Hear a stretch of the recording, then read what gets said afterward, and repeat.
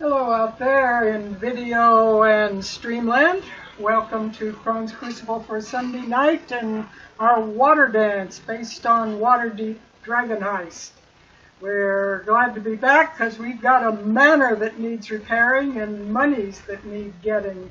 How was everyone's week and what comments do you have? I'm ready to do this. I'm ready for my solo game today. I don't know about anyone else, but I think it's fair. Yeah, Cashin will probably get a little of it because he's still got a mission to run too. Lynn is missing tonight. She has an event that she had to attend, so she is off. So Nakri will be probably sleeping the day away, making up for being up all night chasing criminals. So we'll probably filthy traitor. So we'll probably have her off screen for most of what goes on tonight, but the rest of you are raring to go on this. As was alluded to a moment ago, the shepherd chose not to go along with the event the other night, thinking it didn't have much to do with him, and as it turned out, they could have really used a healer, because it turned out this killer in the Dark District was a pretty tough dude. Let's be real now. I didn't go because I thought I'd be able to do my thing at night, and I did not listen to you. I want to underline that statement. I did not listen to you. I need a t-shirt that says always listen to the DM or something. I'd be glad to take donations. So let me see. She told you once when we were about to leave, she said, you know you're not really going to be able to find this horse around midnight, right? And then she told you a total of twice more when we were about to fight the murderer. He's kicking himself now. He knows. I don't need to hear this from you. I only need to hear it from the DM. He already heard it from the DM, so he's fine. You know something you do need to hear? Heal me. I'm not there, sorry. You'll have to go upstairs and get him. He's upstairs in his room at the moment, so yeah. Some of these sounds seem to be a little low. Let me see if I can volume on some of this Discord.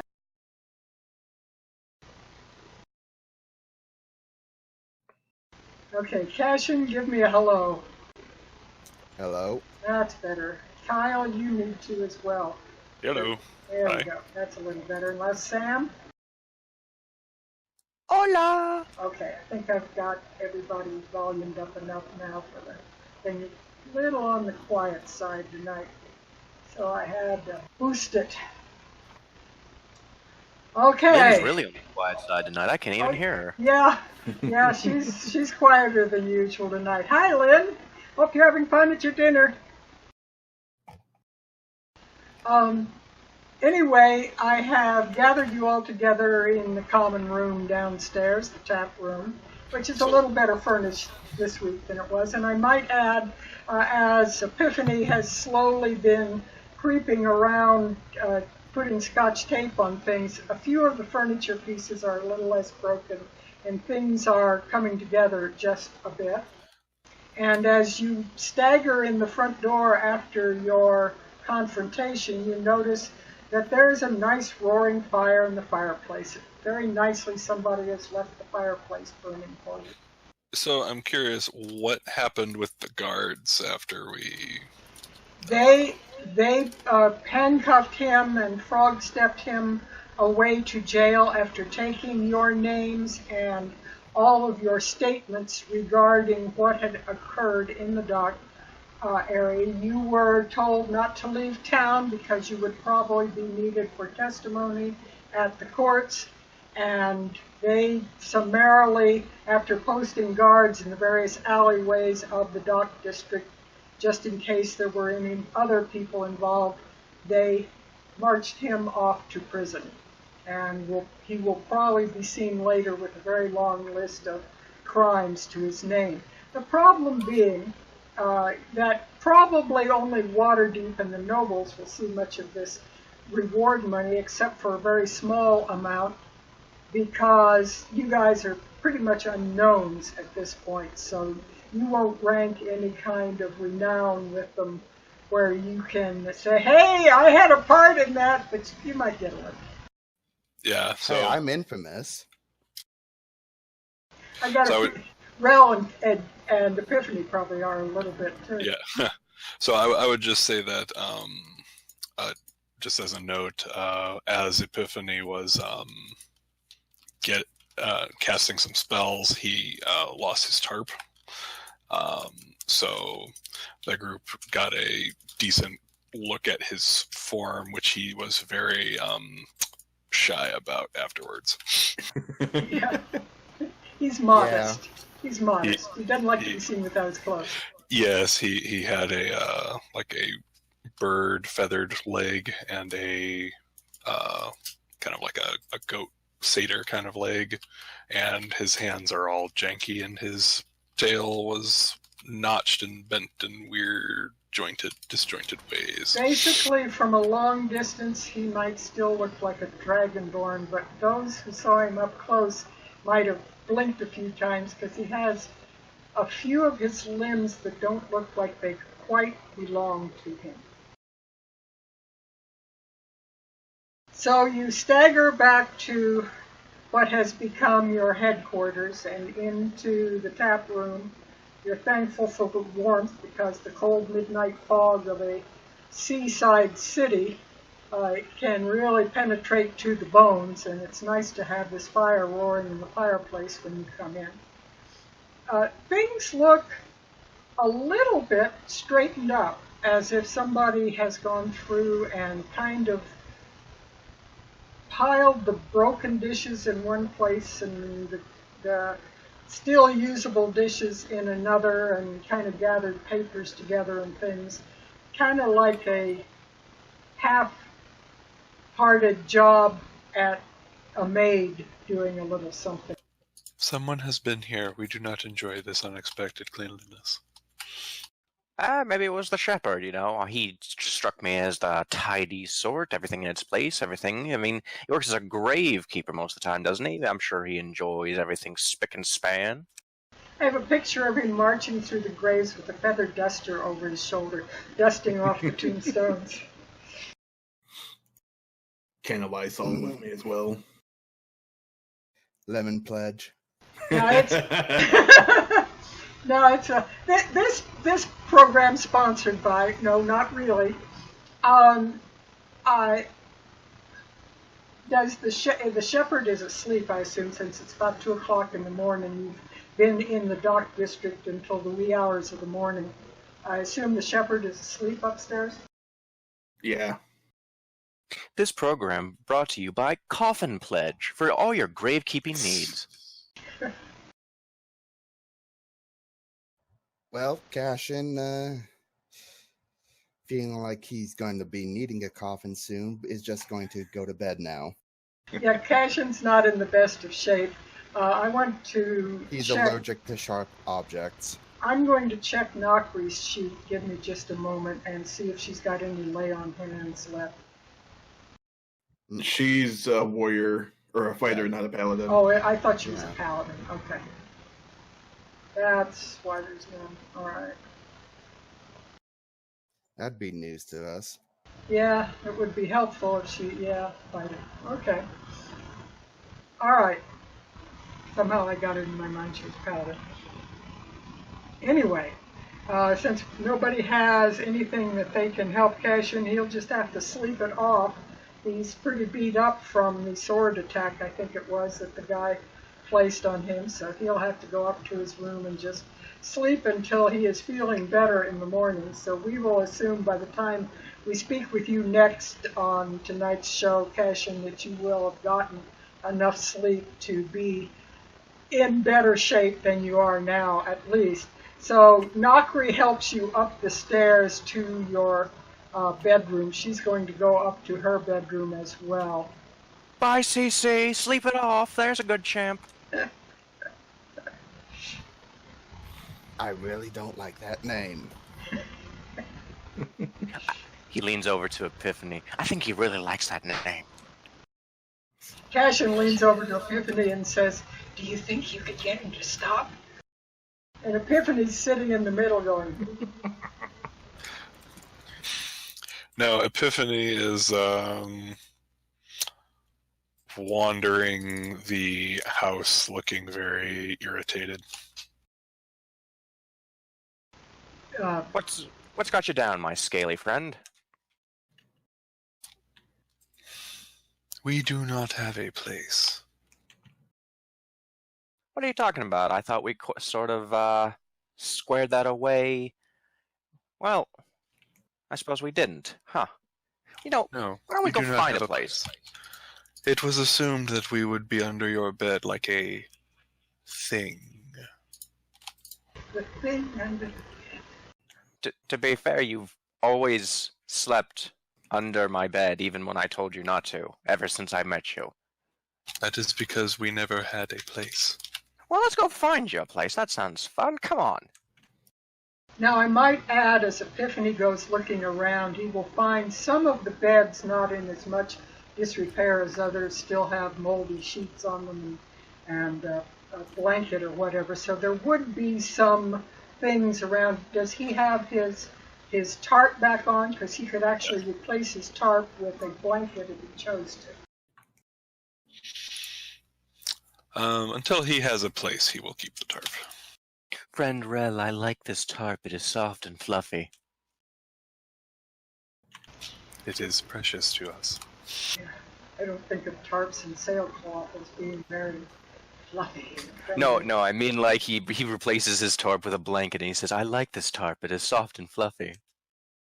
The new tarp will be soft and fluffy. Exactly.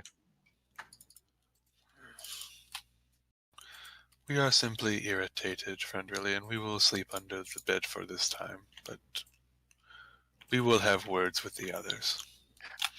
Tell you what, you go find yourself a nice bed to sleep in. I'm really not that tired. I think I'm gonna stay up a bit and take a look around, take a look-see, because I'm still not convinced this place isn't haunted. We did not see any creatures of such variety, but... And so Epiphany will go out and look around the house someplace, and he'll like peek in Cashin's room, smell like Cashin's there, shake his head, and then leave. Now, when you say you look around the house, you don't mean on the grounds, you mean the actual building. The actual building, yeah. See, now that you've said that, I'm suspicious. Whenever the DM mentions anything, it's always suspicious. I love the thing that one of you sent me about the red valve. He will look. The red valve that the DM explained too much, and the team spent the entire night searching around the red valve. You know what? Now he is going to investigate things. He steps outside and thinks he smells something weird, so... He does. They're going to look around. Yes, they're going to look around. He smells something very definitely weird, and after moving around the grounds a little bit, he finds a very small storage shed out back of the building that smells very bad. Is it within 30 feet of the house? Yes. Friend Relian. Rel is looking over the eggs he got from the chimney, making sure they're all right and safe, and because he doesn't know why, but he feels like these are important for some reason. He doesn't know why, but he just wraps them up and puts them back in his cloak, and he says, what is it, little buddy? We found something odd. There is a shed, and it smells ill. You also notice there's a fairly large grounds area as you're standing near the little shed, and there's a ramshackle, what used to be a stable out there as well. As a connoisseur of sorts, would this smell like anything he's consumed recently? Probably not intentionally, although while you were exploring the Xanathar hideout, you may have unintentionally consumed some. We are going to open the door. and he goes to open the shed. There by is, this point is making his way towards him. there is an outhouse that has not been used in a while, and it smells really, really bad. And there are a lot of flies, even at this time of night, that come out of the doorway. We do not understand what this is. Well, see, this Epi is what we call a outhouse, also known as a... Well, I don't want to trouble your young ears, but a poo house, crap This is storage. This is a place of defecation. We understand. Yes, there we go. Unfortunately, this one has not been cleared out in quite a while, it seems. And it's times like this, I'm glad I don't have a nose. Perhaps we will make the unconscious one do it. And he closes the door and heads back towards to find a bed for the time being. Very good. So you are all going to bed, I assume, to rest up after your resting on your laurels, as it were. I don't know why you would sleep on a bunch of laurels, but you know. Isn't laurels an old-timey term for the back of your legs or something? No, it refers to when you were a victor in the circus or whatever in Rome. You were crowned with a laurel wreath, indicating you were the victor, and to rest on your laurels means you have done all your victories and you aren't going to claim any more laurel wreaths.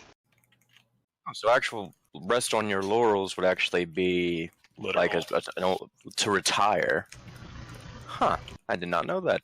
See, folks, this show is educational. Absolutely. We really help young minds grow. But yeah, Rel, he's going to let Epi tour the whole house. He likes giving Epi his space every once in a while, find his own bed, probably carve out his own room. He's going to pull out a chair by the fire, take out the eggs again, stroke them a little bit, and he's just going to catch a few Z's next to the front door. That way, if anything happens, he'll be the first to know something. And Epiphany will maintain the second connection. He's basically just directly upstairs. All right, so which room did Epiphany decide to hole up in for the night? The common room? Yeah, he's like flitting between the common room and the den. There are actual beds in the common room at the moment, but they can be moved around, so there's several things that you can sleep in, and the beds can be moved to other rooms if you so desire. So just let the DM know, and she'll bring in the movers to move the bed wherever you need. He's considering dragging something into this spare room, but he'll just sleep in the common room for right now. There would be a bed in the librarian's study. Okay, I will make sure that one gets in there. Probably you would have dragged one of the nicer ones in, so let me grab one and put it in real quickly.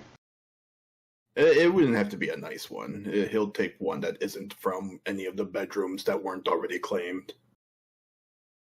So Cashin's bedroom, the master bedroom, and I think the others were going to take an attic. Yeah, most of the other things have... a lot of the other things have been taken. There's still plenty to rent out. Anyway, there's a bed for you. Yep, I'm on top of it. And so everybody dozes off. Is Rel getting enough sleep that he will have rested up and be raring to go the next morning, or is he going to stay up with his eggs? Little column A, low column B. He's getting just enough sleep where he won't be exhausted the next morning, but he's just, he's enjoying himself by the fire. Very good. When you travel, are you going to leave the eggs behind, like by the fireplace, or are you going to keep them in your robe? What are you going to do with them? You never know what'll happen. So he's probably going to find... because he doesn't trust them by the fire, because people are going to think they're breakfast, and he certainly doesn't trust them anywhere near where Epiphany might see them alone, because he will eat them. So he's probably going to find a side room. We feel judgment. I like the side eye you gave. Like, what are you talking about? Like that, you wouldn't do that. But when he knows he's leaving and where most of the group is leaving, he would probably find a secluded side room and tuck them away somewhere hidden and safe. Very good. Certainly, you could use the attic storage or something and put it under. There's actually crates and blankets and boxes and things in the storage that aren't showing. It's not completely empty. So everybody, so Rel does get a sleep, right? Absolutely, yeah. Okay. And bright and early the next morning, probably the shepherd would wake up. Cashin went to bed early enough that he probably could be up reasonably early. With the shepherd moving around nearby, he might wake up and be in reasonably good shape. So we'll say that you have reclaimed your health, Cashin, and are able to move on if you want. So the shepherd probably is making indications he's getting ready to go somewhere or do anything. Is he going to sneak out alone, or is he going to ask for help? He would actually stay in his room for a little while to do his talking.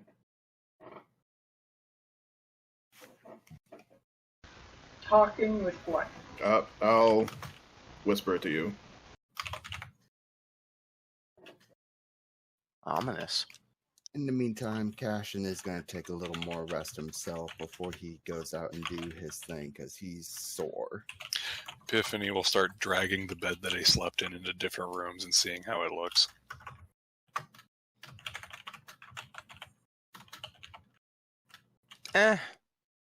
Since he's always been a bit of an early riser, as soon as he's got enough sleep, Aurelian will probably get up and he'll probably actually start going around the house and straightening up, fixing what little he can.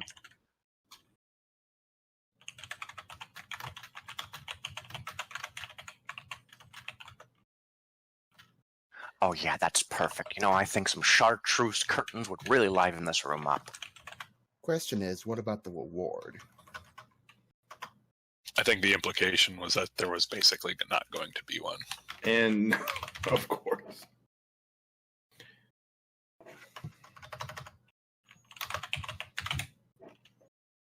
I'm pretty sure that that one guy said that you get 50 gold for finding the killer. You don't know that, Shush? Well, I don't know that ICly. Friend Rillian, do we not have a meeting that we must attend to now?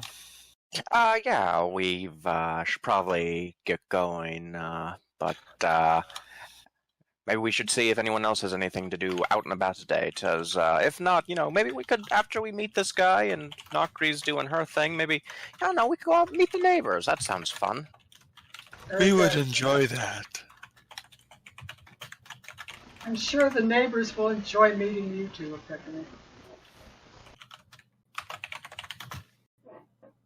You know what? Cashin maybe should get up just so he can do damage control.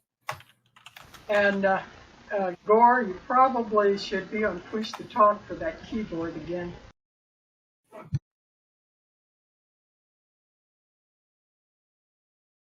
Heck of a keyboard. Yep, it's a great keyboard. It's the boots on the cobblestones. You can hear a lot of traffic going by on the cobblestones outside. Carts and boots and what have you. Horses clippity-clopping along. All right. So once you finish your preparations, I don't know if anybody is actually checking out what he's doing or whatever. You might, if you wanted to be by his room, I'd have you roll a perception roll. If you are not by his room, we will skip it. Cashin will be finally getting up, because he does have the task of his to do.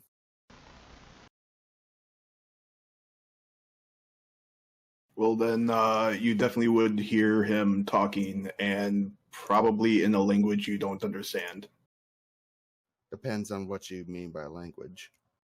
in a language you probably don't understand. What languages do you know? Common, Draconic, Dwarvish, Elvish, and 2 others. But you need to specify what the 2 others are. You can Thieves can't and Undercommon. Oh, okay, yeah. Then yeah, it's a language you don't understand. You know, I'm kind of tempted now because Relian speaks a lot of languages, and he's moving around, so it wouldn't be unreasonable to say he's moving past the door. Yeah, if so... he's coming down out of the attic, he would probably go past there. So what languages does Rel speak? Let's see. I speak Common, Celestial, Draconic, Elvish, Infernal, and Primordial. You do understand me.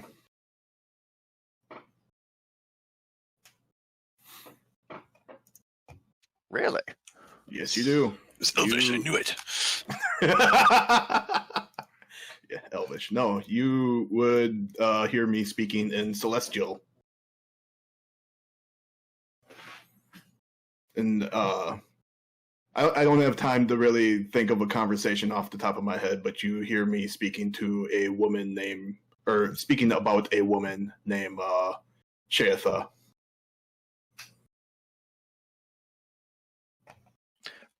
Relian just tilts his head and he says quietly to himself, in Celestial, well, that's interesting.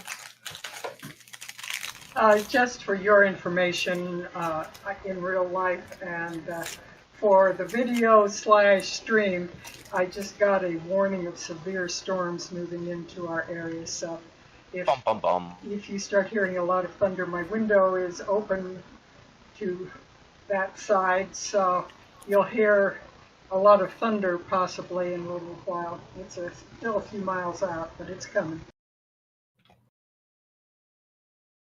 So it could get interesting if the power goes out or something.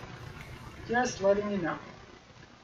All right, so you hear him making these various comments in his room, and what do you do after you get up and go on down then? Well, I'm not going to lie.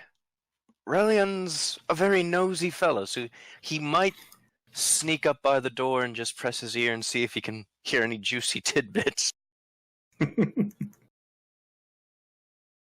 He's a bit of a gossip. You'll hear just a little bit more talking, and then suddenly the door will swing open. Yes, may I help you? No, can I roll a dex save to... Wait, does the door swing inward or outward? I think it would swing inward towards me. Mm-hmm. What do I have to roll to just hide by the door frame? To just like it would out be of a pretty high dexterity because, first of all, I want a perception roll from Gore, from the shepherd. And then I will, based on that, I'll give you your DC on your stealth. Perception. Am I okay? That is a 13. Not very good. Not really that well when it's when I'm supposed to have a plus 5. So Rel, give me a stealth roll, please, and 13 will be your DC.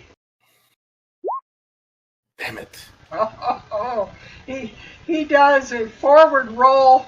The only thing that you notice as you swing the door open, Shepherd, is that somebody just fell down the stairs. He does like the most like extra stealth check ever. You just hear muffled cursing like. And then you'll hear me saying, "Celestial, are you sure he's down here?" Friend Relian, we heard you thumping, and then saying words. Are you all right? A thump is a bump, and don't give it no mump. You've got the mumps? I think my head's on backwards. Hold on. No, it's fine. But anyway, I'm fine. I'm fine, Effie. Don't worry about it. Very well. Then you hear the bed moving around again. So is the shepherd going to leave his room and head out for his mission, or is he going to eat breakfast first? What is he going to do? He'll go down to have some breakfast. Same with Cashin.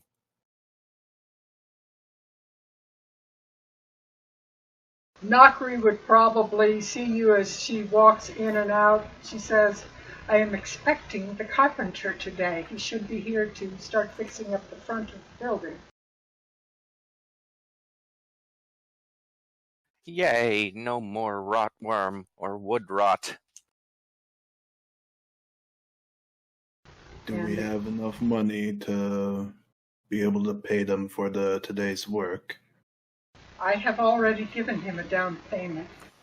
He will work with the 50 that I have given him, and then we will proceed on from there. Okay. He's supposed to at least repair the entry stairs and the porch, the entry porch, so that we don't have anyone falling through them and possibly suing us on top of everything else.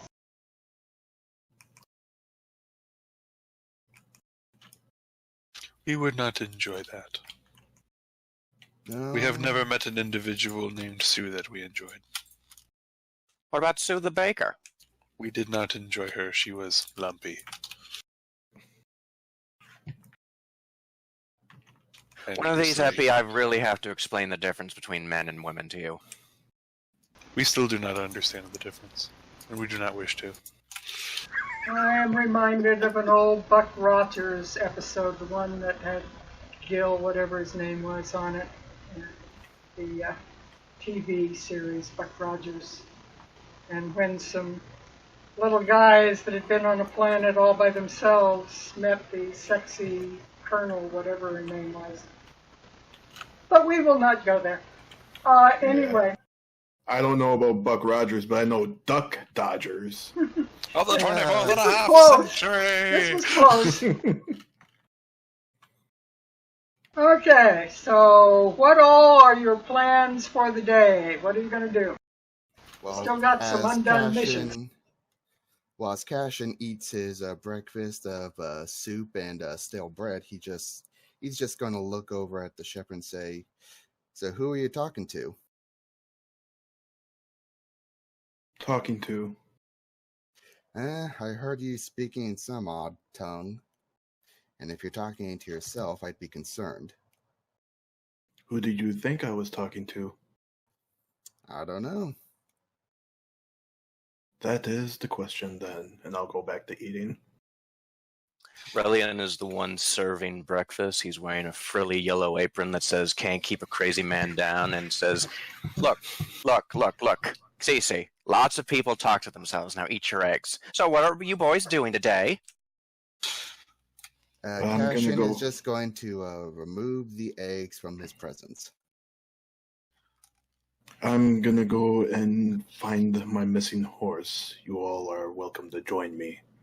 Well, A horse? Of course! Well, I have to see somebody about a hermit. And FYI, in Streamland, the storm is the front's supposed to hit us in 10 minutes. So you can count down to see how accurate they are. 10 minutes to destruction! Yes, I have 10 minutes to live, or something like that. Friend Relian, are our goblin fragments prepared yet? Now I forget, did you want toes or fingers? Because I made both. Yes. Yeah, that's what I thought. Here you go. He just starts scooping half-burnt goblin toes and fingers onto the plate. And then, as Cashin pushes the eggs away, just one of Epiphany's, tendril fingers, curls around the plate and drags it under the tarp.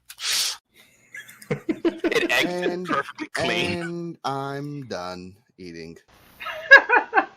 Somehow Okay. other Cashin's lost his appetite. Why are you completed eating? You still have food on your plate. I'm just gonna go now. Wait, Cece, come on. If we learned anything last night, it's that it's not safe to move around this city or do anything by yourself. It's not Could safe Epiphany to be do an anywhere near insight the check two on of you. Cashin? Norton didn't do the inside check anymore. Epiphany do what? Do you find us uncomfortable, Vein Leaper? Yes, I do. Why? Do I have to spell it out? We would appreciate it. Sounds like you have to. Yeah. One of you is crazy and obnoxious, and the other eats people. Well, But see you're that not sure completely. which it is. Now, see that completely depends on your definitions of both crazy and people. You know, I find madness to be a very Cash- misunderstood. Look, I find madness to be a very this. What You does know what, Cashin Alice- do? Ellison, I would really appreciate I- not talking over me. Well, Sam, you got to give the floor sometimes. Let me give the floor to Cashin for a moment. Cashin, what was your opinion on it? Cashin doesn't want to hear it, is what I was saying. But he probably will get to anyway, because Relian will keep going. Now, what was Relian saying? Look, I find madness to be a very misunderstood concept. So is sanity, now that I think about it, but I switch between the two so often I might be biased. And I was gonna say, Cashin is just going to leave. So unless Will's gonna follow him.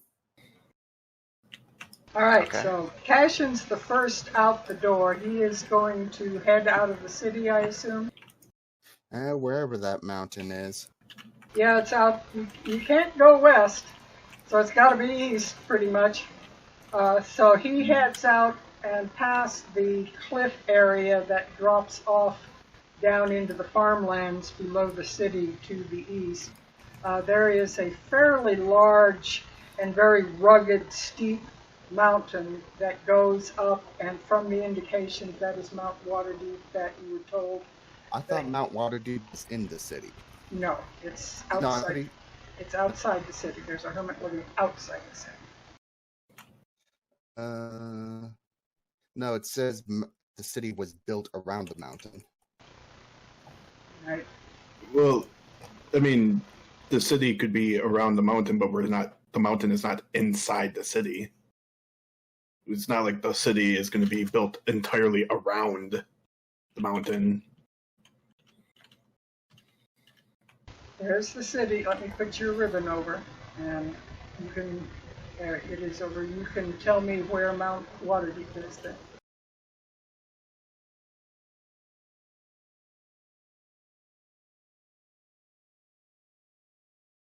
Down to the south, and it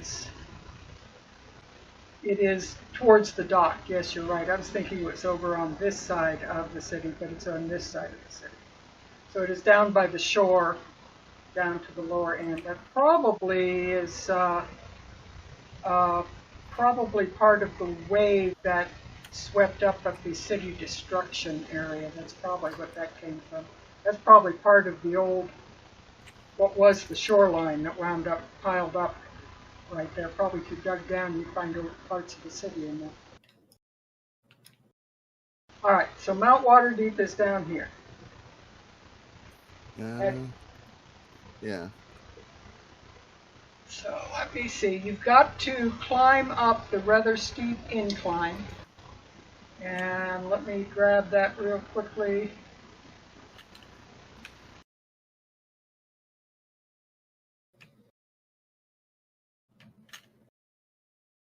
You look up, and a long ways above you, several hundred feet above you, you can see what looks to be some kind of cave opening. And you are going to need to give me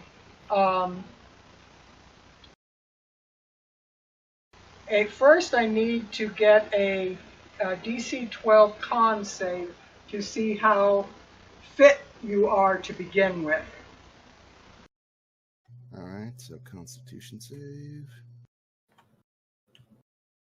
Very good Constitution. You still have your soldier's fitness. You've apparently stayed in form, and you are able to climb the steep sides of the mountain. Well, Castian does not skip leg day. Nope. And to be safe, he is using his pythons and his climbing rope. Very good. And let me put you on a different map for just a moment. Fit and prepared? My God, he's a Boy Scout.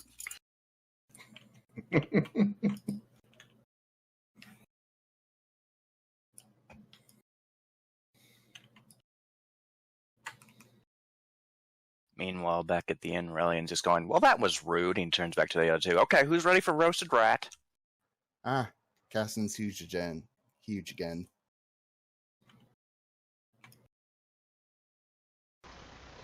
Let me put this one on here. It's the right size, and I'll take the big one off.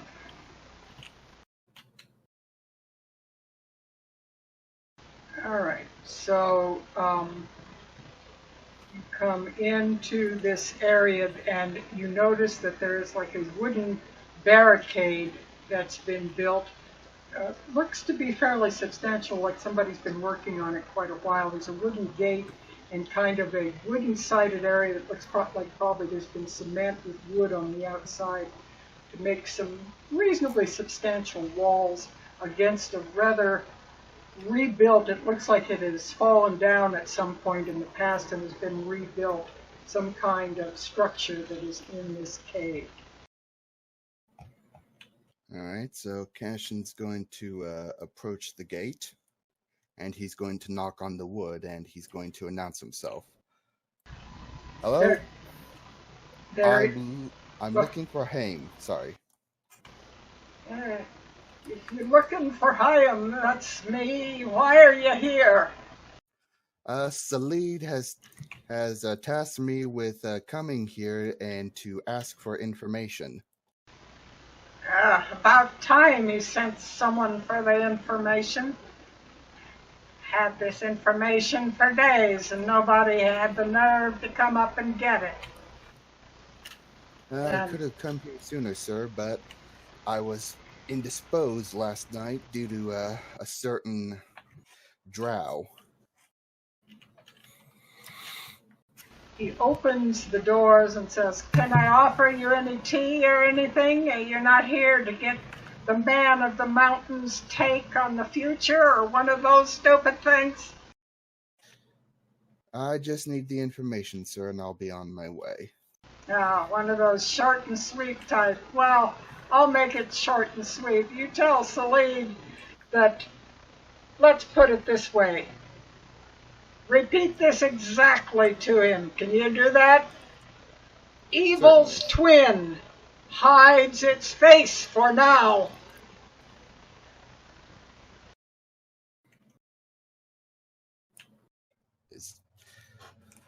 Is that it? That's it. Short and sweet, like you wanted it. All right, if that's all you have to say, I thank you, sir. Salid will know what it means. All right, then, and he gives a bow before he goes and climbs back down. Okay, very good. And I will need a dex save because it's more difficult to go down than come up. Give me a dex roll, just a straight dexterity roll, not a dex save. Yep, you are fairly nimble going down as well, so you make it down safely. Are you returning to the headquarters to report it? Mm-hmm. Okay, when you arrive back at the headquarters, Salid is talking to someone in the corner, notices you coming in, finishes his conversation with them and ushers them out the door. It is not a soldier or anybody that you recognize that he was speaking with, but he turns to you. Cashin, what, have you been to see Haim yet? Yes, and he offered some rather cryptic information. That's not unusual for him. Well, he told me that Evil's twin hides its face for now. I wonder when he's going to make his move. I don't like not knowing where he is. I don't know who's calling the shots. There's too many players in this game. Well, let's hope they do it. But let's hope they do it after the festival. Festival. Oh. That'd be just the kind of grounds that he'd like to make trouble in. Thank you for mentioning that. I appreciate that. Oh, here. And he reaches under the counter and he pulls out a small leather purse and lays it on the counter, and you would find 50 gold in it. I appreciate that, and I'll keep your name handy and pass it on up to the higher-ups. You did good work there. Not everybody would want to climb up there and get that information. Well, anything to impress her. And he accepts the coin and gives a bow. Thank you very much. I will certainly let the Black Staff know. And she will get this information as well. She's worried about this. We know he's going to make a move. Good day to you. Okay, so what is Cashin going to do once he leaves the office? He's going to muse on who Salid means by him, since he seems to be out of the loop and no one's gonna tell him. Well, he didn't ask, but either way. You just have to keep your eye to the ground of who might have a twin. Might be several possibilities. Well, Cashin appreciates the coin. Will he return to the manor, or will he go somewhere else? He's going to look around the neighborhood. Okay. For now, I will put you on the neighborhood while I handle the shepherd. Shepherd, what are you doing? So I guess at the after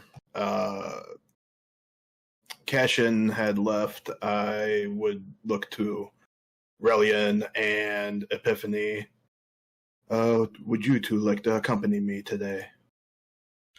We have to make one stop somewhere today, but yes, we would love to accompany you, would we not, friend Ro? Sure, that sounds great. I'm always happy to help a friend, and we are friends now, right, Epi?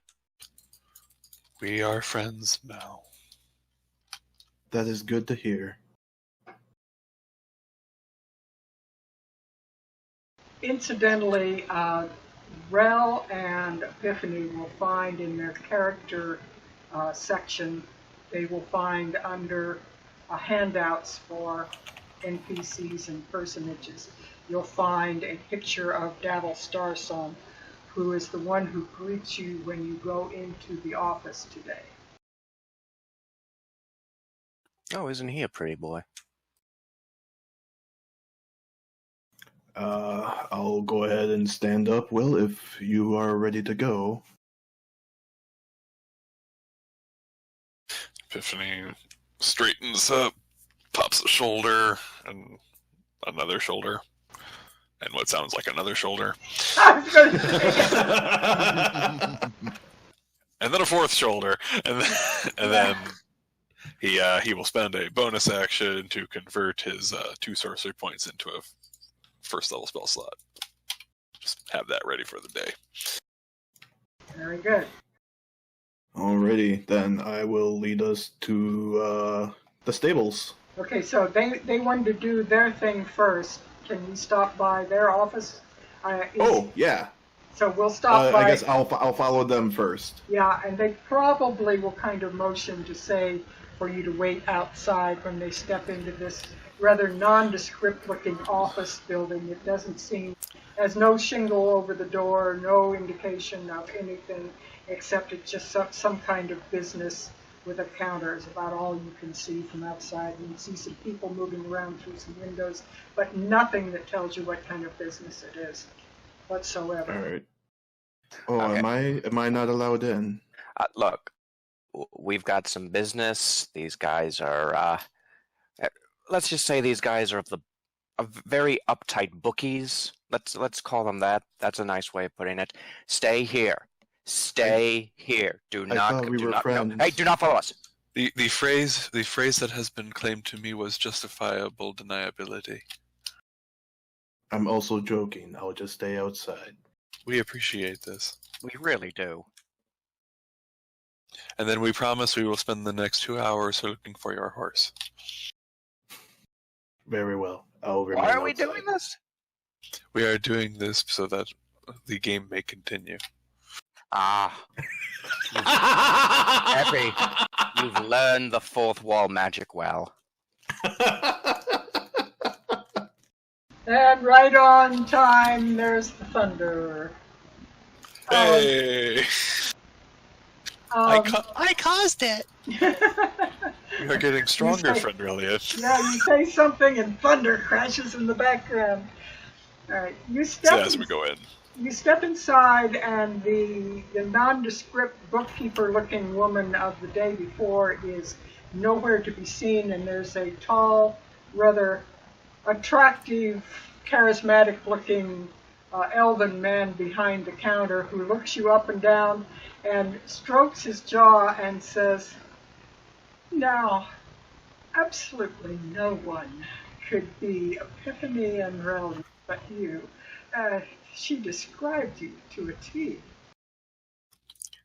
We are known, friend Rel. We appreciate this respect. Yay, one day they'll write children's books about us. Horror tales.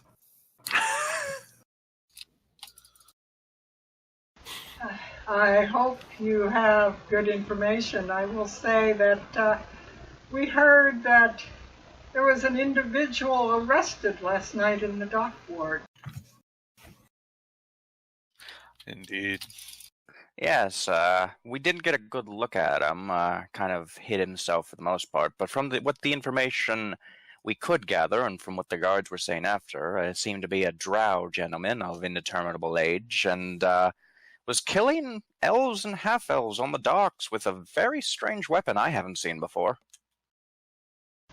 Yes, I got wind of some kind of tube device that expels an explosive that seemed to burst their head somehow. His name is Saloon Zabrindus, and he is indeed a drow. He seems to have a particular anger for his elven kindred. I'm not quite sure why Sailor Elven in particular, and not the likes of myself, but he was an angry man, and they're having trouble getting information out of him. We'll keep an ear to the ground to see what we learn. Do we know if there is any connection to others, or if this one was a lone actor? There is no known connection, but a violent drow in this city. He's not alone. With an odd weapon. With an odd weapon that he had to have gotten through black market and so forth. No, that came through powerful hands. You know it did. And there's only one name that I can connect with that. You probably know it as well as I do. Zarlaxle has to be the one behind it. We do not appreciate assumptions. Zarlaxle or Jarlaxle? Jarlaxle. I've got Zabrindus and all these X names. And Jarlaxle came out half of one and half of the other. You'll have to forgive me for asking, but what on Toril is going on? All the big names in the city are all stirred up all of a sudden. Yeah, they have, and there's even, well, don't let this too far out of this office, but even the Zents themselves are divided between, there's There's a stirring of an old force. It's supposed to have been gone for decades, and he's taken over part of the Zentarum. He's running it on his own, and it's causing all kinds of problems and causing bad names to fall on us. We're being blamed for things that he's doing. I don't know if he's running as a lick or what he's doing, but he's supposed to be dead. He was supposed to have been dead. He shouldn't be alive. This one sounds resilient. He does indeed. He's got a lot of power behind him. So the players are pretty much on the board. The only ones I haven't heard come out of the woodwork yet are the Castellanters. But between Jarlaxle and his den, Xanathar and his, and now Manchun trying to take over part of ours, I don't know what's going to happen. Relian is actually tapping his unseen shin and looking at the floor. He actually looks pensive and contemplative for the first time since in a long while, and he just says, these are times of change, and while I personally embrace change, it reminds me of a saying, change is neither inherently good or bad, but it sure as the hells means it ain't the same. Don't fear change, fear the ones doing the changing. It is similar to a curse that we heard once. May you live in interesting times. Well, we sure live in interesting times right now. Blood in the gutters and dead laying in half the buildings of town. I don't know what's going on. This is going to turn into an all-out war, and all of it over these stupid missing dragons. Missing dragons? We've heard rumblings of that, but I thought that was just children's rumors. What's this about missing dragons? The truth of the matter is, quite a number of years ago, about 10 years ago, about the time of the tidal wave, half the city's funding went missing. And Lord Neverwinter was blamed for it all. Oh, when you say half the city's funding, what do you mean? Like funding for a year? Funding for a quarter? What? The treasury. Half of the treasury went missing. The entire treasury? Not half of it. They didn't get all of it. How does a treasury go missing? Apparently they shifted funds through backdoor means, and Neverwinter was blamed for it. He went north, and it's never been found. I mean, I don't want to perpetuate rumors. I do, but that would kind of explain how Neverwinter got his own city up and running. Would indeed. Some say that's exactly how it happened. But he says he had funding of his own and has nothing to do with it. And certainly young Neverwinter has been blamed for all of the father's ills.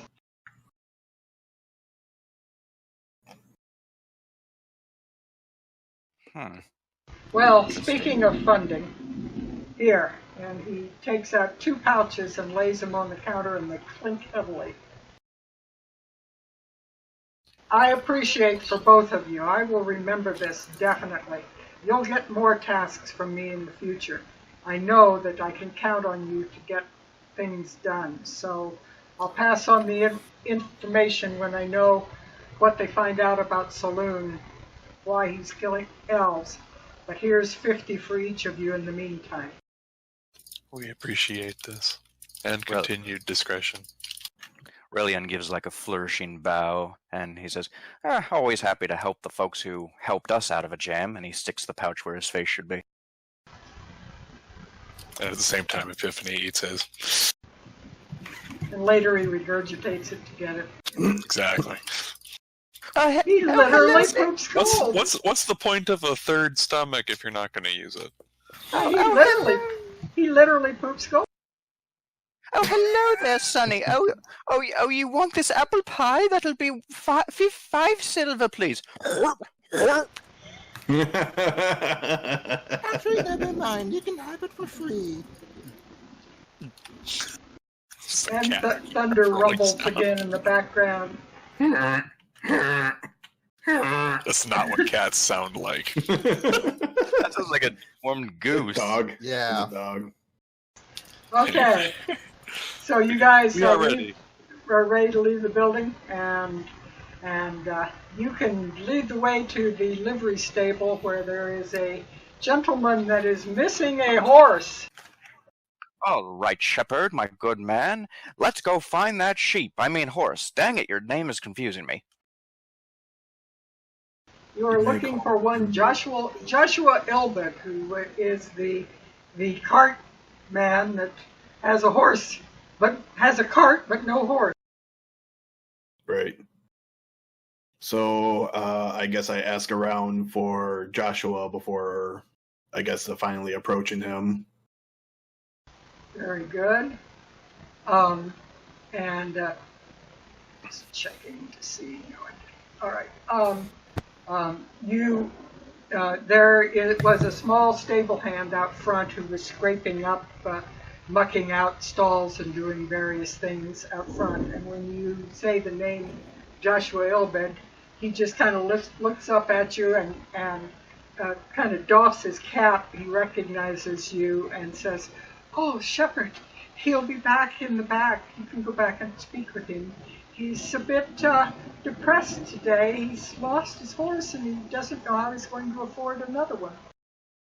Thank you. I'm actually here to see him about his horse. I had heard rumors of him losing it. Yes, Maxine's gone missing and we don't know why. Would you happen to know the last time Maxine was seen? 2 days ago, sir. Where at? Here? In the stables? Yes. Does she have her own stable? Oh, yes. Maxine is treated very well. I'm afraid Master Joshua's getting a little bit past his years, and don't mind him when he talks about his horse. He actually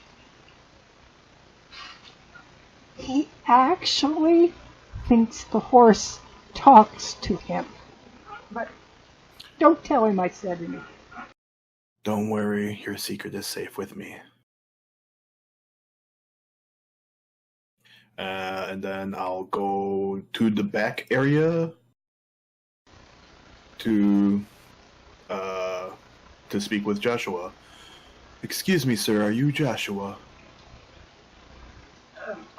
Yes, sir, I am. Oh, shepherd, pardon me. And he stands up and dusts hay off of his shirt and everything. Oh, I didn't know you were coming by, sir. Pardon, I would have been more dressed up for you if I'd known you were coming. Oh, it's perfectly fine.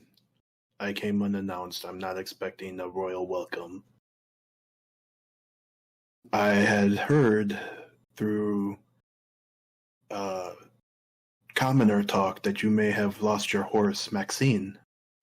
Yes, I have, sir. Oh, and it's just taken the light out of me life. Can you explain to me what may have happened to her? It doesn't seem like she was stolen, sir. It just seemed like she just up and walked away one night. I got up the next morning and the stall door was open and she was gone, but I couldn't find any evidence of it. The only thing I could see is, and he kind of points at the street, it looks like she left with a bunch of her hay. Did you happen to follow the trail of her hay? Well, yes, I did, sir, but it went down into some areas that I really was rather concerned about going into. You should not be concerned. Can you tell me more about Maxine? About, like, what kind of horse she is? What should I be looking for? Well, now, Maxine's one of a kind. She's an old mare, but she's very special, sir. She's quite special to me. You have to realize, Maxine's, well, sir, you'll know Maxine in an instant when you find her, because if she likes you, sir, she'll talk to you. Okay. That, considering what I have seen before, that does not seem unlikely. Does she have any kind of signifying marks, any barding, branding? She's just an old gray mare, sir. But, she does have a flowered hat. A flowered hat. Thank you for the description. May I see her stable? Yes, right here, and he takes you around to the front of the building. It's the one that's been mucked out and it's been cleaned up a bit. Can I see any tracks, any trail? Yeah, there's right there where there's dirt in front of the stable, you can see horse tracks going off, but you don't see any other footprints matching walking along with it. You see crisscross tracks like the stable hand and so forth, but you don't see anything that seems to match that walked along with the horse. It's only just a horse? Okay. Was there anything inside the stable that I could see outside of normal stable stuff like hay and... Nothing that will be useful to you, because it looks like they have cleaned out and decorated the stall with flowers, hoping that you'll come back. Okay.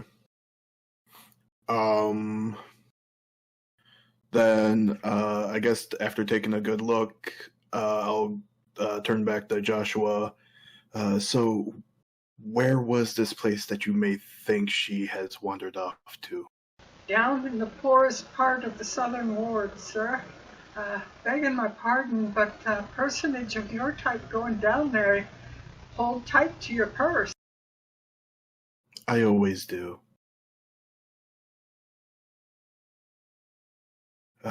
Unless there's any other information you can give us, I guess I'll be on my way to search for Maxine for you. Yes, sir. I'll certainly appreciate it if you could maybe find her.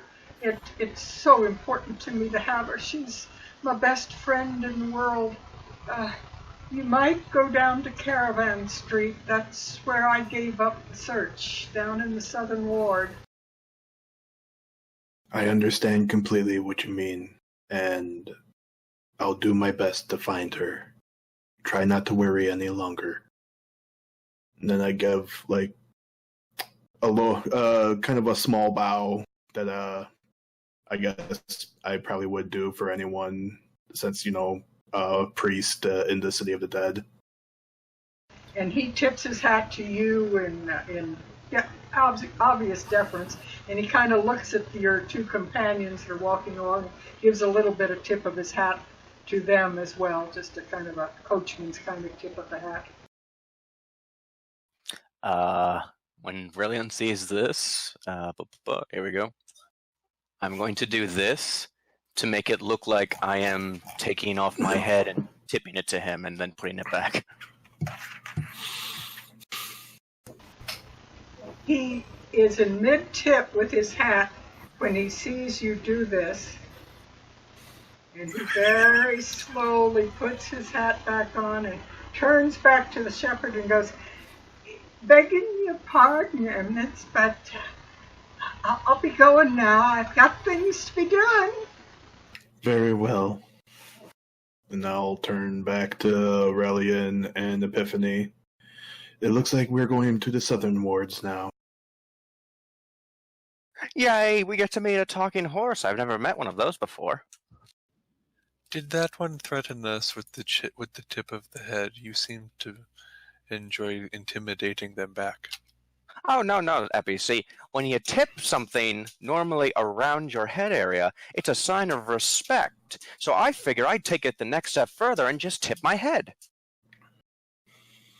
You are an interesting one. Buddy, you don't know the half of it. And I'll lead them onwards to the southern ward on, I think you said Carpenter Street? Caravan Street. It's Caravan Street. I over knew it near started the with a C. wall. It's over near the wall. The street that runs along the entire wall is called, not surprisingly, Wall Street. But not far in from Wall Street in the Southern District is Caravan Street. Okay. And once we get closer to the Southern Ward, I make sure that anything of value goes into my pack, and my pack is at least tightly secured, I guess. And you would know this section of town very well. There are beggars sitting on the street, and many people do not have homes, sleep on the streets, and so forth. It's very, very run down, and the poorest of the poor reside here. And you find your way to Caravan Street.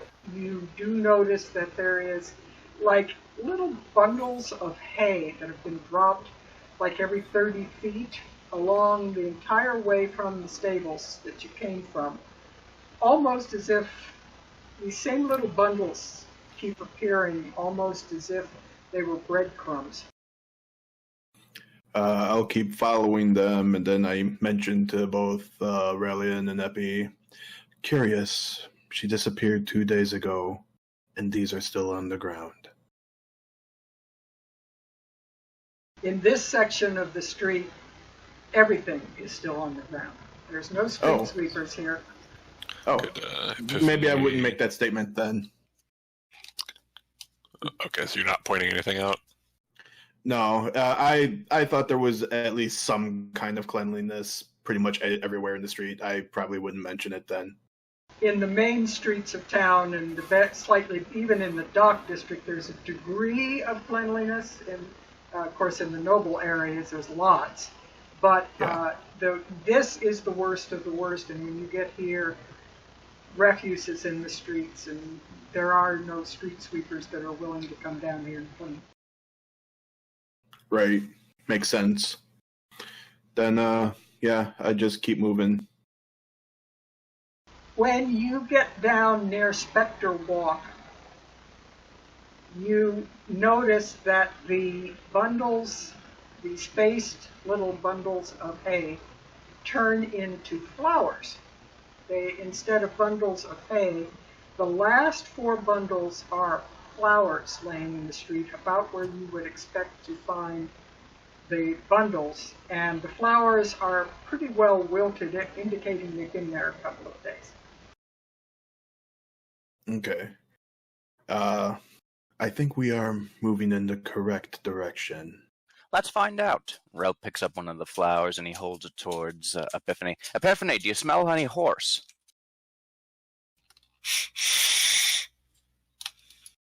Does he? Yes. We do detect equine entity.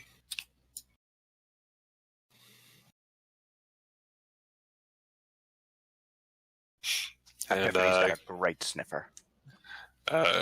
Epiphany will attempt to see if there's any kind of trail.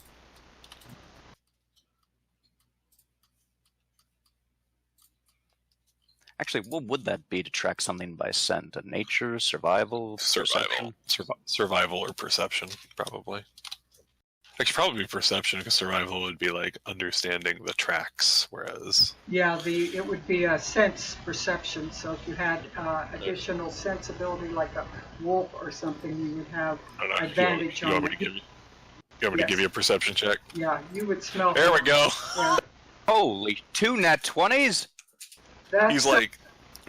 His tongue is just like flailing about, and he starts following it. He's got the scent after him! I just walk calmly after. Yep, he goes down the street, and you can see very poverty-stricken commoners in the street as you go down. And as you round a bit of a bend, you can hear a commotion coming from down below, and I'm not even going to make you roll for this, because it's obvious that a horse is struggling with someone. And you can, as you come around, the horse is gray and has a hat on its head, but there are no flowers. Is there flowers on the ground around the horse? Leading up in the street near you, you can see a few more of those wilted flowers. Okay. Only these are not quite as wilted. There's disturbance up ahead. We detect horse. Thank you very much. Epi, I believe you were called? We prefer Epiphany. Very well. Thank you, Epiphany. And I will take the lead, walking my way calmly down the road, noticing there's a woman there, kind of keeping an eye on her as I walk past before I keep walking. Epiphany goes last and keeps an eye on her as well, and does not do what Relian would do, which would be take the eye out and throw it at her. In a second. Yep. I'll stop right here. Relian takes his eye and throws it at her.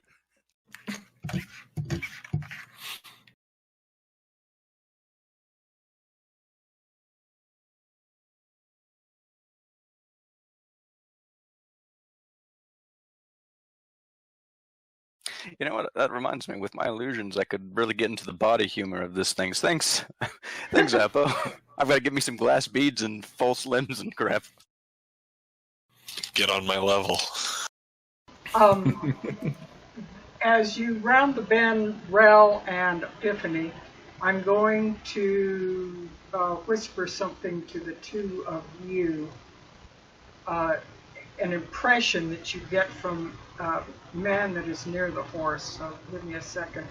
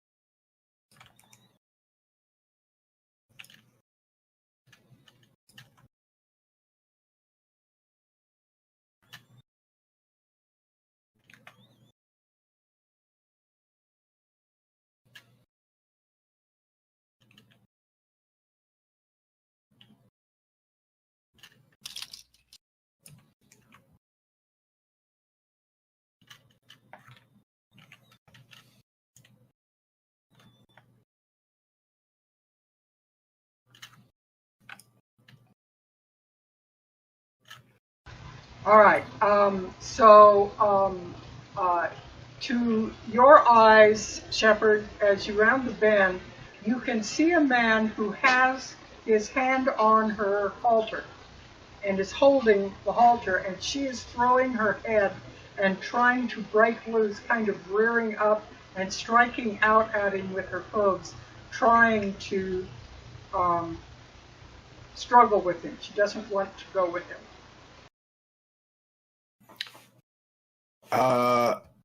I guess, yeah, I'll step forward one more time and call out to the man. Excuse me, sir, are you having trouble?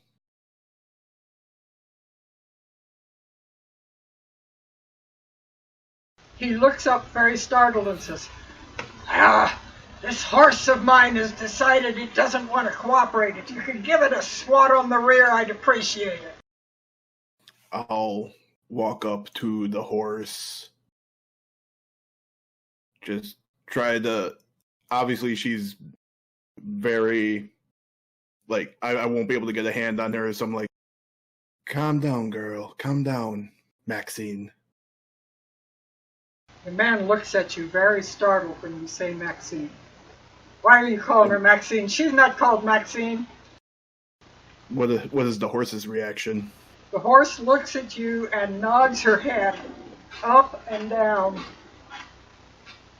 Will you calm down and let me pet you, Maxine? and she yanks her head, trying to get it away from the man, the hooded man next to her again.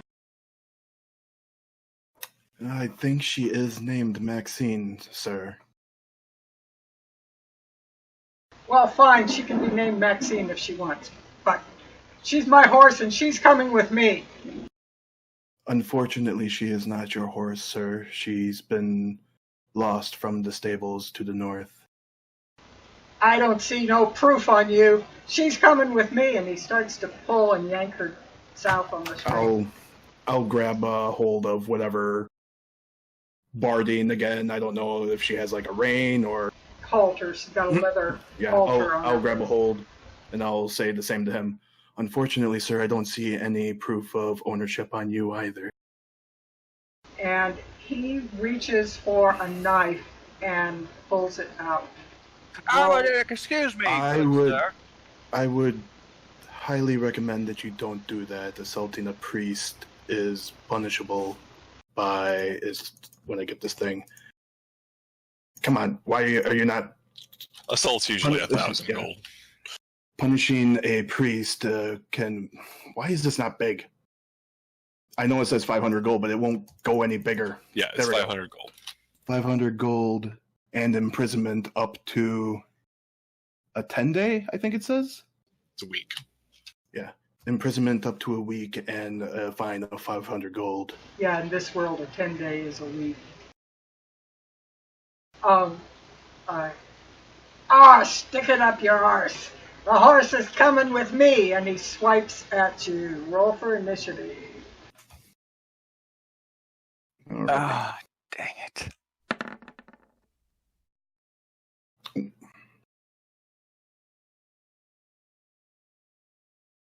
Initiative. Oh, do I have my character selected there? I have it selected.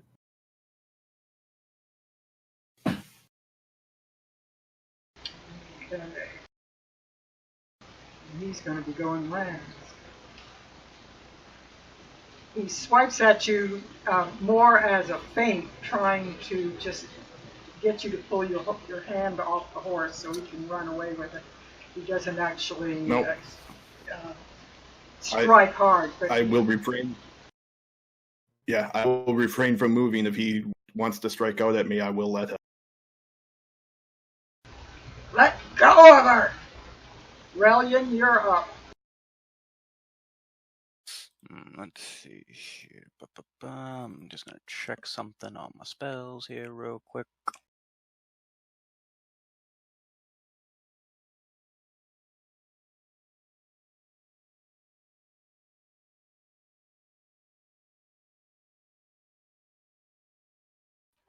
Here we go.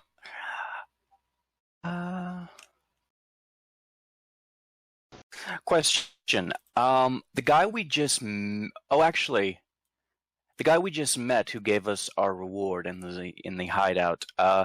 We were told his name, right? Yes, we Davil were told Starstone. Yes. Okay. No. I'm going to do this, and I'm going to conjure kind of like a puff of wind, and on the wind is a whisper into this guy's ear that says, "We are one of you. I don't think Davil would appreciate fighting in the streets over something so small." And he will have disadvantage on his next attack round because you have rattle. And Shepherd, what are you going to do? Oh, my turn already. I did not plan anything. I was still looking. Okay. Yeah, I don't have anything really. What is this? This is. Yeah, no, I don't want that. What is this? Don't want that either. I'll just use thaumaturgy to make my eyes glow a faded, dim blue, and that's all he'll see because I'll have my hood still on. And I'll tell him again, I would recommend that you put your knife down and walk away. I am willing to let this go away for your own concern. Continue this, and this will not end well for you. And he just grimaces and glares at the three of you. He's very upset. Epiphany, what are you going to do before he gets a turn?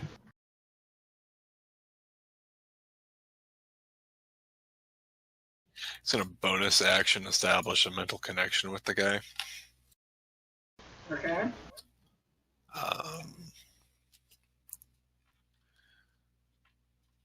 Forgot to put the horse on the roll. What does Davil require with the horse?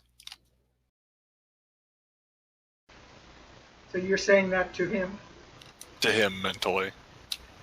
I'm going to type to you in Whisper what you get back.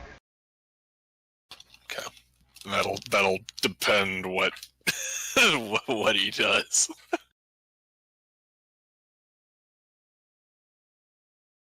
I just noticed the horse is on the turnover. And she just said that she added the horse on the.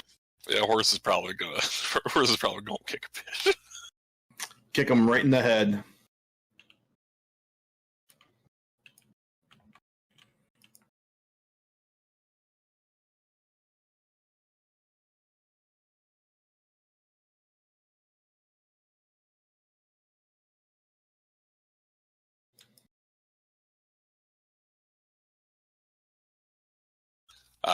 Epiphany will cast Dissonant Whispers on him. Throw it up, so okay. Creature. So he will say, "We understand," and then there's just like a chalkboard screeching sound in his ear that only he can hear. He needs to make a DC 13 Wiz save or take 9 psychic damage and must immediately move 30 feet directly away from me. He takes 9 psychic damage after rolling only a 9. And he had been disconcerted from the things that he'd already heard and the eyes on the shepherd. And he drops the reins and moves the 30 feet. Do I have 30 feet on this map?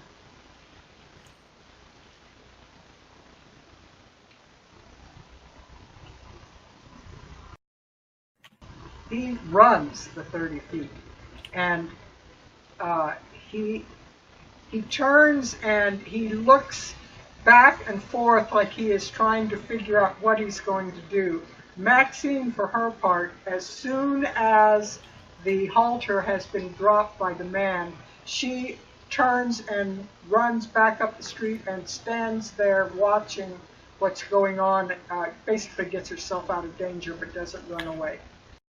I would have let go of her for her to run away.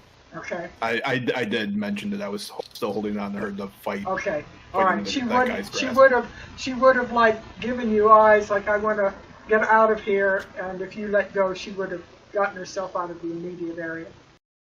Yep. All right. Grusvar will attack the shepherd, but at disadvantage. He is going to throw his. No, he's going to draw a hand crossbow and shoot it.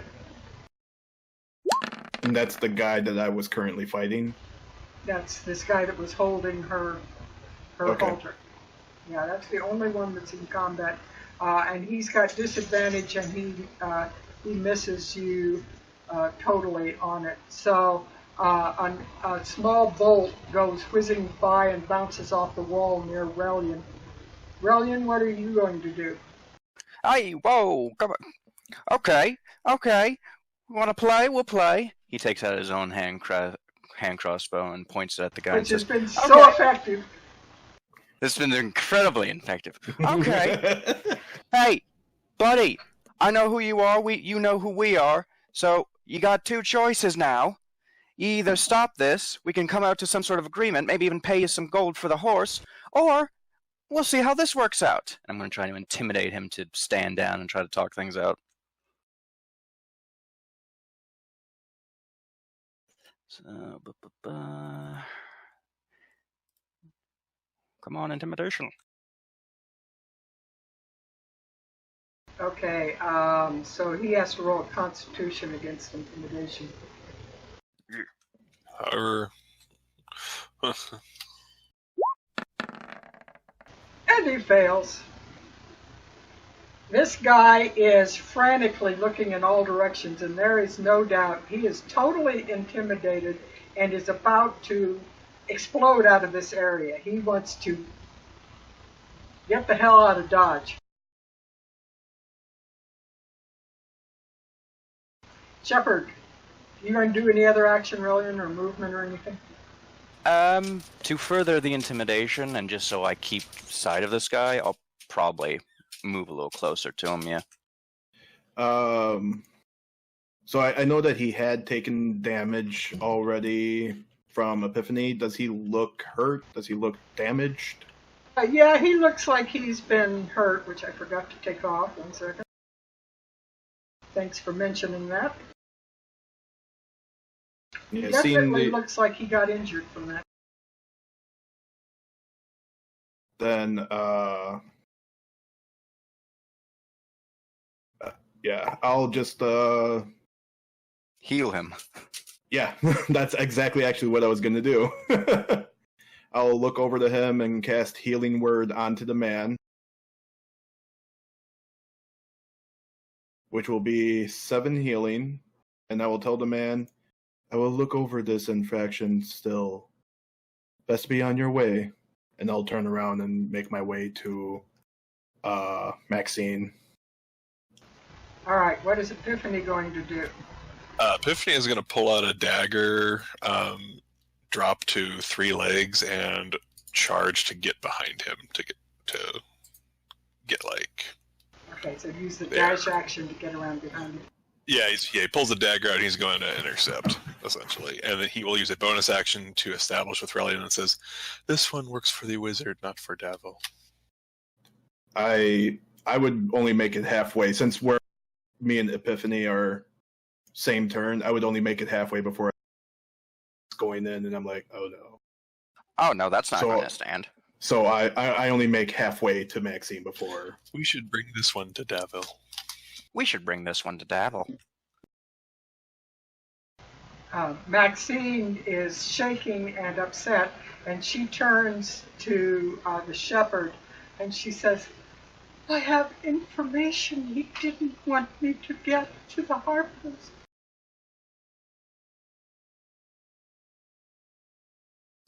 It is a talking. Of course. Drusvar will take the disengage. Well, I'll let you get in one last hit. I'll just say he's so terrified he doesn't even disengage. He just turns and flees. So Epiphany would have an attack. Yeah, Epiphany's going to take his dagger and just like slice at him. Go for the Achilles. No! That is a miss, and he manages to escape down the street. He knocks over several commoners, pushes them out of the way, shoves, and there's quite a melee of street people down there who kind of close in behind him. Are you going to give chase? You know what? Kind of want the brownie points from Davil. Yeah, Epiphany and Relian may just go after him. Shepard, you get the horse to its owner. We're gonna go talk to our friend for a bit. Bye. All right, I'm going to have the two of you and him all roll a dex roll to see if you are able to catch him. We're going to do it on a dice roll. Dex. Just a straight dex roll, and we'll see if he gets away. He rolls a 15, and he manages to escape you, but not before you have his description and you know what he looks like. You did recognize him from the day before. So probably we eventually find our way back, and Epiphany is very annoyed. I would probably go back to the horse and have a conversation while off chasing him before they come back. Maxine is like, to bystanders, it looks like she's chewing on your cowl, but she's actually talking in your ear very quietly. And she says, Joshua took a ride fare 2 days ago, and I heard them talking about the wizard returning and the trouble he was going to cause, and there's going to be blood in the streets. I saw 2 people talking.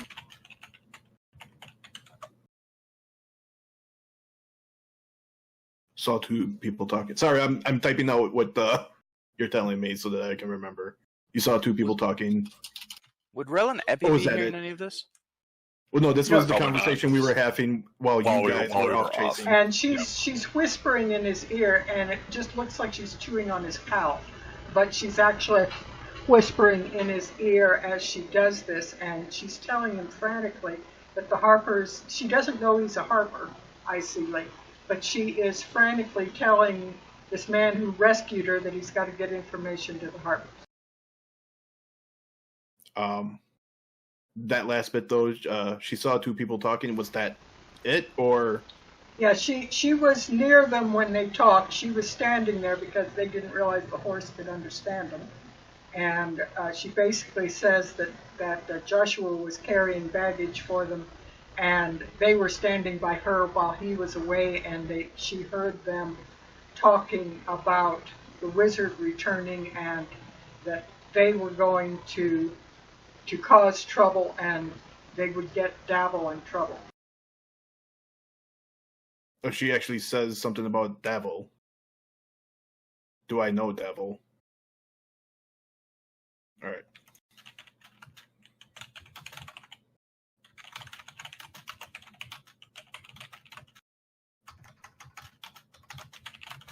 Alright, do I have a chance to, whisper back to her before they get back? Who is Davil? He's one of the local leaders of the Zentarum. But there's now 2 factions of the Zentarum.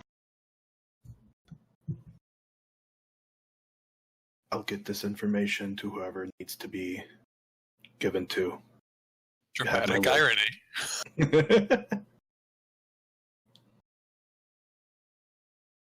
All right, so she will willingly follow you if you are going to head back to the stables. In fact, she's anxious. She would even carry one of you if you wanted to ride. Epiphany looks tempted. But when they finally get back, Epiphany comes over and looks at the group, and would he be able to intuit that this horse is more intelligent? When she, with what is going on, and you watch her looking at what's been going on down the street and looking back, looking at the shepherd, there seems to be a fair amount of intelligence in her eyes. She looks more intelligent than the average horse. She definitely looks like she's a cut above the average. She's smarter than the average horse. We realize this may be odd, but could we speak with you? She kind of looks at the shepherd like, is it okay? Unfortunately, she's just a normal horse. Insight check. Insight check. Roll deception, shepherd. Yep. Deception. That's a 19. She's just a normal horse, but she's a very intelligent normal horse. She is very bright. She is able to understand. In that case, and Epiphany will use a bonus action to try to establish a psychic connection with Maxine, and then spend the next 10 minutes asking her what it's like living like a horse. Give me the psychic connection details, please, because I want to look at the particulars on it. Yeah.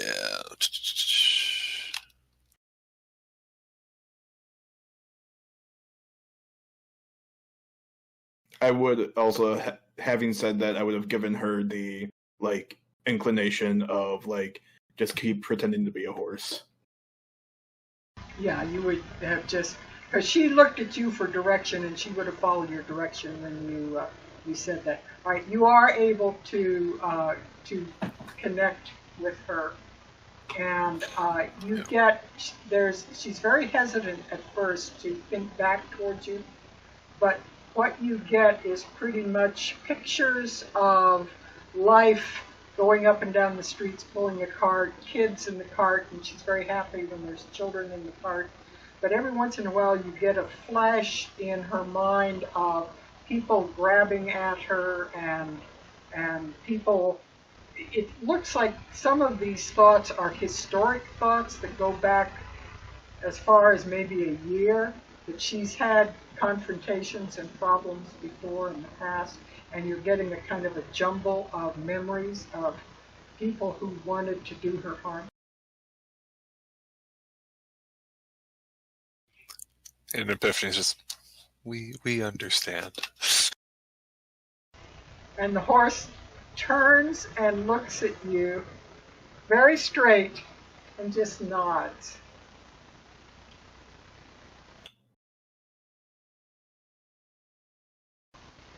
That's all. Okay. So are the foursome of you heading back to the stables? Yes. Yep, Relian's just the entire way back. Relian is just muttering the horse was lost because of a shoe. The shoe was lost because of a nail rhyme. A horse is a horse, of course, of course. No one can talk to a horse, of course. All right, so she trots very willingly, and she's quite anxious to get back. When you arrive back at the stables, she trots ahead of you very quickly and seems to be looking around. And she looks around the building, and Joshua comes running out and hugs her around the neck. As I said, Joshua, I did promise to bring her back. She seems to be chewing on Joshua's ear, but you don't hear anything in particular. Joshua turns and looks at her, and he looks kind of shocked, and then he turns to the shepherd and says, "She wasn't hurt, was she?"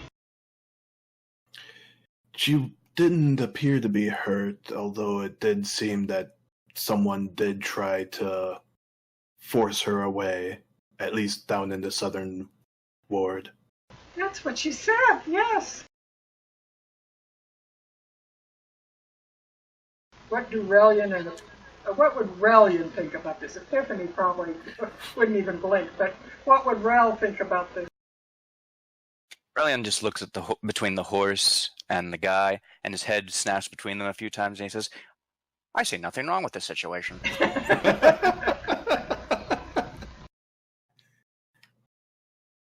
And the stableman, the cartman, takes her, patting her all the time and stroking her neck, and just, you can tell that he just adores this horse. He very gently leads her into the stall that they've bedecked with flowers. "Maxine, the flowers are missing off of your hat. Let me get you some more." And he goes and he starts pulling some of the flowers out of the bouquets that they had and very carefully threading it into the straw of the hat. And she just looks like she's just very happy at this. Aww. He feeds her a carrot. If you are able to, I would suggest maybe having some kind of watch set up over the next couple of days. I think that gentleman that wanted the horse wanted her for some kind of reason. Why would they want to take my horse? I'm just a poor man. I don't have a lot of money. She's really my only valuable. She is a very good breed of horse. They probably want to make her to be the best horse that she can be. Of course, with her talking and all, I suppose they'd put her in a circus. We don't want that for you, Maxine, old girl. Yeah, with rumors of her being able to talk to people that she likes, it is a wonder to behold. So if you are able to have stable hands watch throughout the night, it would probably be beneficial to making sure Maxine doesn't go wandering away again. I'll have Kenrick watch over her. Thank you very much. I appreciate that. Oh, I can't tell you how much. And he reaches into his pocket.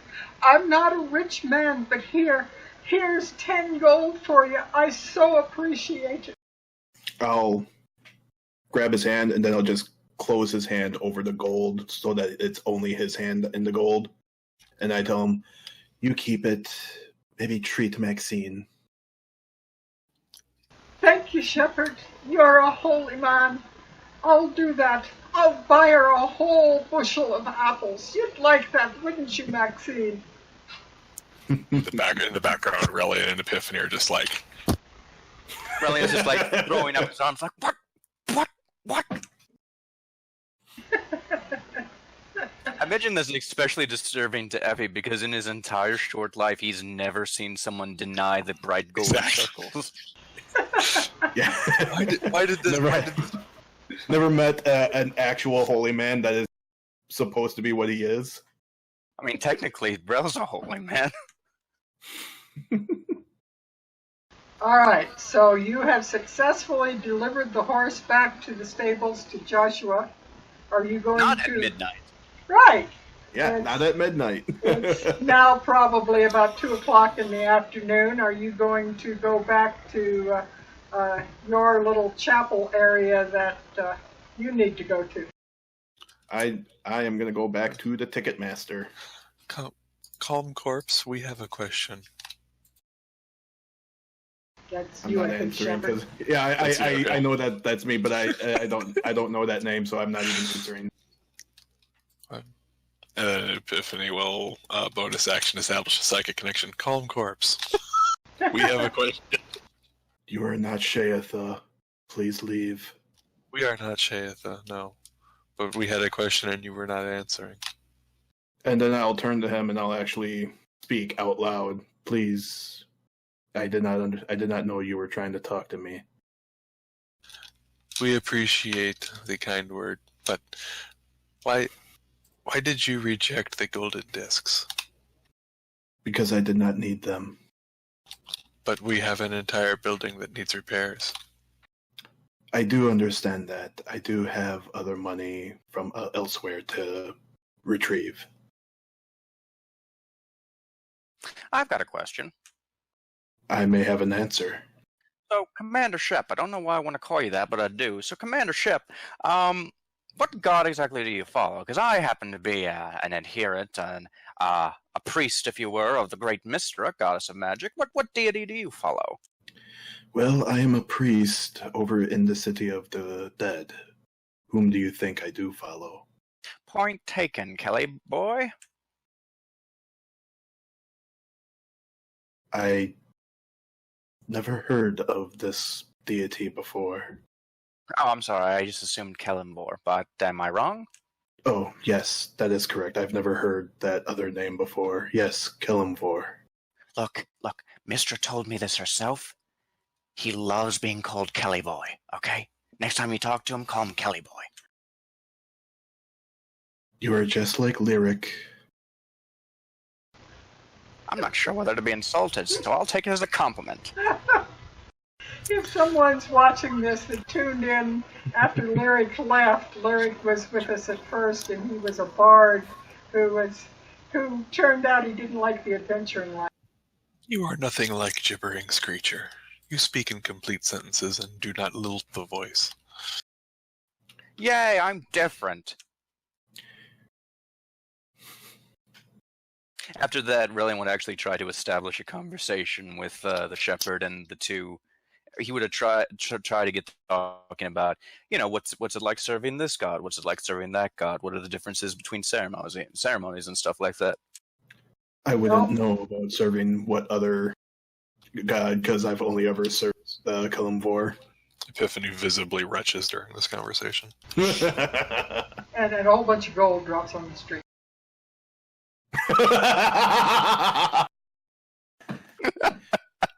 Wait, you're worried about me not taking gold, and there you are just throwing it all up.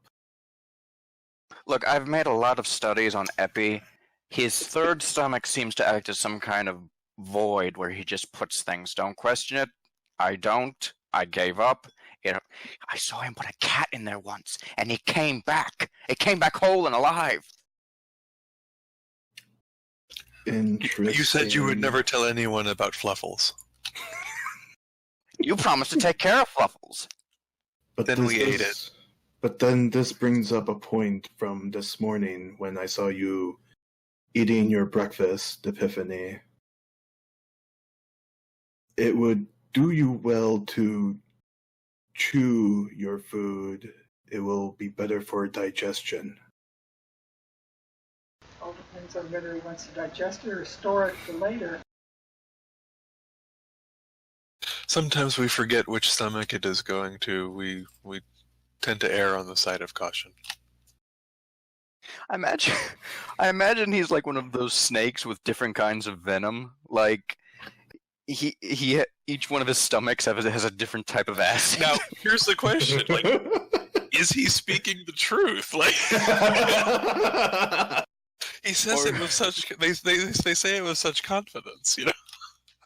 And it's his body. You'd think he would know, but maybe he doesn't. Maybe he just swallows things and things happen.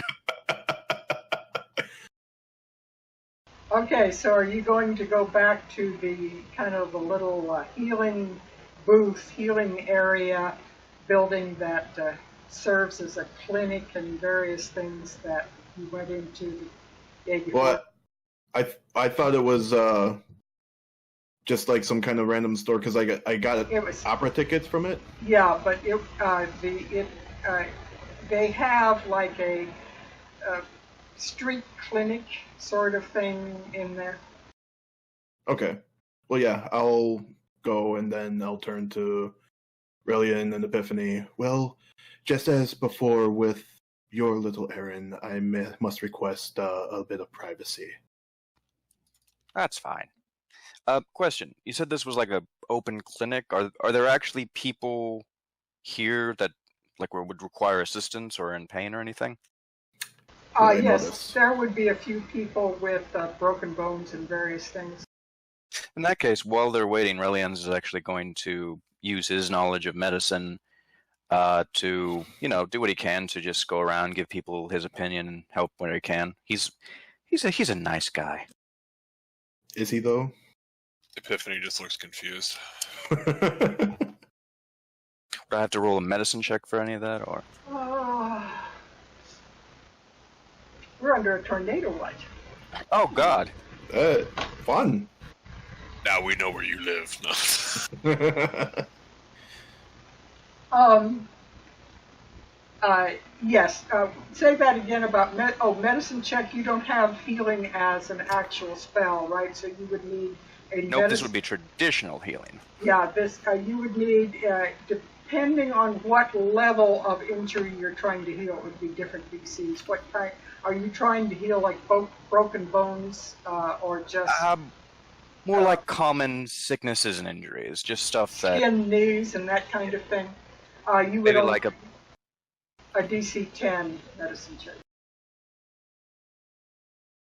Actually, could I set some of those broken bones? Actually, with that roll, you can, yes. With a 21, you see all of the history of medicine.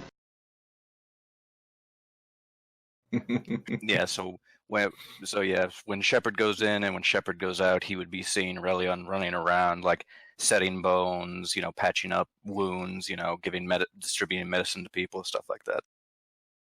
Very good. And he would be very welcome in the clinic. They would be glad that you were helping them do these things because they have a lot of kids with skin knees and everything. And so. So then, yeah, I guess, would I see the person that I had talked to yesterday? Yes. The same woman is there, and she smiles and beams at you. She kind of looks around. I'm sorry, the office is much more full today.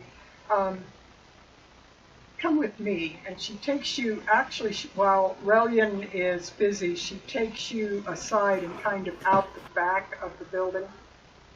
And she says, were you able to find Maxine? I did. She is back with Joshua and being pampered as we speak. Did she have anything to tell you? She did. Joshua had taken a fair one day, and two figures were talking about a wizard returning, about the trouble he would cause and blood would be in the streets. She also mentioned a person named Davil will get in trouble for this. Maxine also, I failed to mention at the time, would have described to you an orc, very muscular orc woman, and would have described a short, twisted kind of man that looked like he'd been injured a lot in life. Then I would relay this information back to her and also mention that she said something about the Zentarum now being split into two factions. And it's true, we'd heard rumors that part of them had been taken over. Oh, this does not bode well. Oh, do you have any word of who's controlling the second faction? Did I get that name? I only know Davil, right? No, you only heard Davil's name and a reference from the guy who was trying to hold her and various things, referencing a he, once again, kind of like the news that Cashin got. It was an indistinct sort of information referring to somebody that's coming back from town.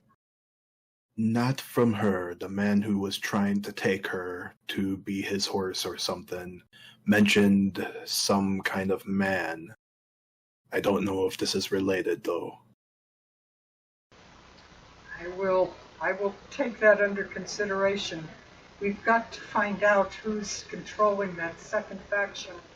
They're probably going to have a war for power. We've got to stop this. It's bad enough now with them running the streets. Indeed it is. The shepherd completely jumps to conclusions. I think I might be traveling with them.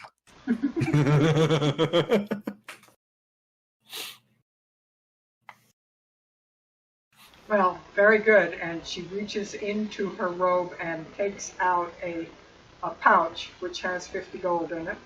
What a surprise. And that I will accept. Although they don't know that I have it.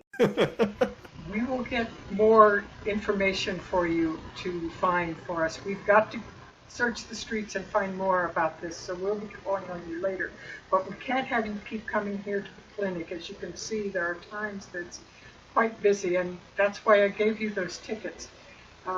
You'll notice there's time and date on each of the tickets for different days, and you can meet our contact there. They will be sitting next to you in the seat next to you. That is good to know. If there is any kind of emergency contact, I am currently holding up at the old Trollskull Manor, where a group of compatriots are looking to repair it and have it back up for business. Maybe have someone come in as someone wanting to look into the library for any kind of information. I will be getting that set up. Excellent, excellent. I spent a few very pleasant evenings at Trollskull. I'm glad to know someone of worth is finally handling it. Her name is Nakri. I forget her whole name. I know she told me her whole name. Nakri. Yeah. Nakri Nakris. Her name is Nakri Nakris. I've been told that she is a noble, but not of Waterdeep. Well, good. Someone substantial is finally running it. Last I heard, that good-for-nothing had run it down into the gutter, and then Well, that braggart got hold of it, and I thought it was done for. Well, it was done for, but we will be trying to make it better again. Excellent, excellent. I'll drop by when you have the doors open again. Very well. All right, so you have any other business here? Probably not. Okey-doke. Yeah. Points of renown will be distributed, as I mentioned, to each of you. Oh, actually, now that I think about it, I guess I would probably pull her back again before heading back in. Has anything been gleaned from the paperwork that I gave you yesterday? Or is it too early to tell? And this was the paperwork that you got out of... This would be the blackmail paperwork From the description warehouse. of people. Yep. From the warehouse, okay. Oh, yes. We got several names, and we are going to see what we're going to do with these names. It is clear that they were planning some kind of heist. It has, as best we can tell, there is something afoot regarding the old story of the missing dragons. Ah, yes, the child story. We will have to see what we can do with this, and we will study it to see if any of it is anything we can act on. There are a few names in the papers, but some of them we don't know. We'll try to find them and make contact to know who these people are. Very well. If you need my services, keep me in the loop. Oh, I definitely will. You'll hear from us again. I guarantee, Shepard. All right, we may. Then if we're finished, I'll be heading my way out. She nods and gives you a kind of a hand-to-heart bow and goes back in and starts taking care of the various injured people inside the thing. And are Relian and Epiphany going to join him and head back to Troll's Alley, or what did they do? As Relian is practicing medicine and Shepard is doing his business, Epiphany disappears. Okay. And I will ask Cashin if you're there. Are you there, Cashin? I'm here. What did Cashin do in the time that the other three were gone?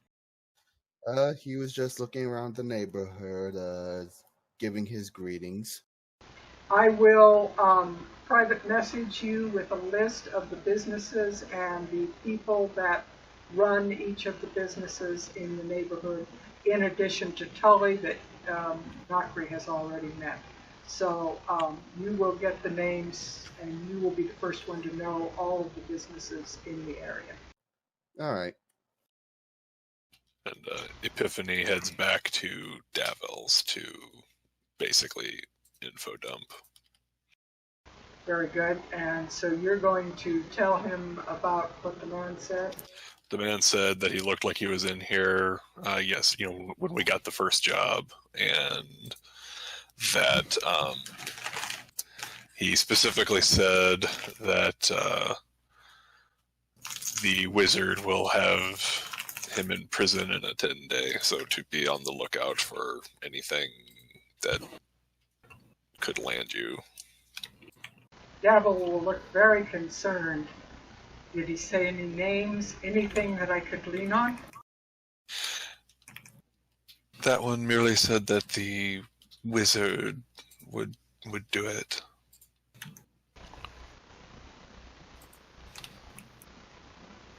We suspect